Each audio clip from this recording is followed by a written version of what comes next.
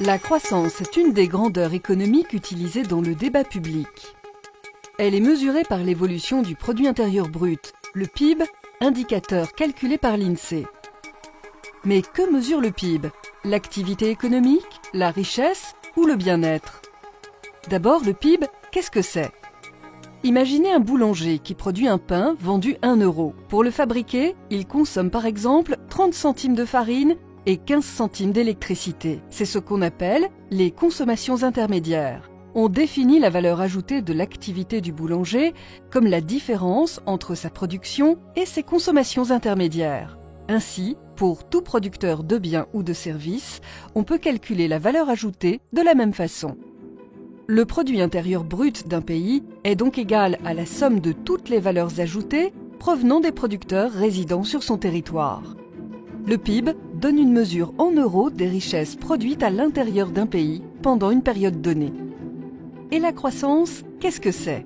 Reprenons notre boulanger qui en 2011 a une production de 100 euros et de 110 euros en 2012. C'est peut-être qu'il a produit 10% de plus, ou alors que les prix ont augmenté de 10%. En fait, c'est en général un peu des deux. Sa production a augmenté et les prix aussi. Entre 2011 et 2012, il faut donc retirer la hausse des prix de l'augmentation de la production pour connaître la croissance. La croissance économique d'un État, c'est l'évolution de la richesse produite sur son territoire entre deux périodes. Elle est mesurée par l'évolution du PIB une fois neutralisé l'effet de la hausse des prix. Mais concrètement, comment calcule-t-on le PIB? Le PIB est calculé dans le cadre plus général des comptes nationaux. C'est-à-dire que pour calculer le PIB, il faut d'abord pouvoir estimer la production, les échanges extérieurs, la consommation, l'investissement. Alors les statisticiens de l'INSEE ne décident pas seuls de la manière dont on calcule les comptes nationaux. L'harmonisation est assez poussée dans le cadre d'un règlement que l'on appelle le système européen de comptes.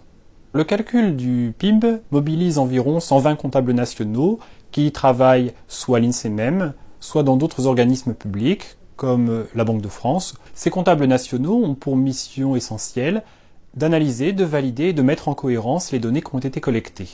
On peut déduire de ces comptes nationaux un indicateur synthétique qui résume l'ensemble de la richesse produite par l'économie du pays au cours d'une période donnée, une année ou un trimestre, et cet indicateur synthétique, c'est le produit intérieur brut, le PIB.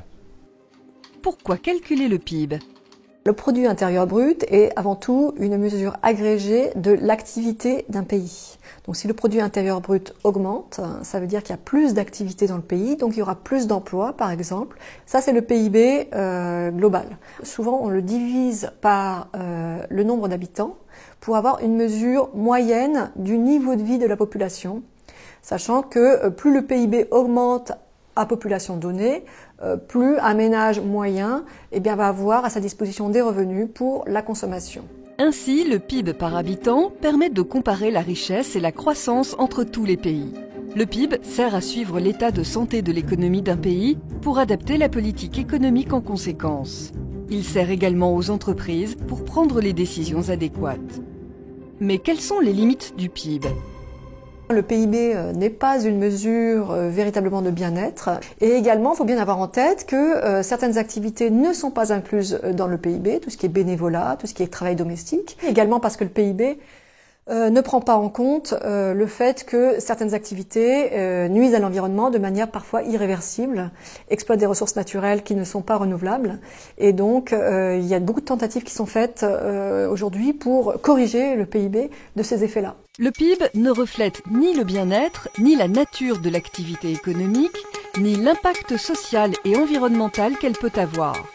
Le PIB est une grandeur monétaire qui représente la valeur des échanges économiques.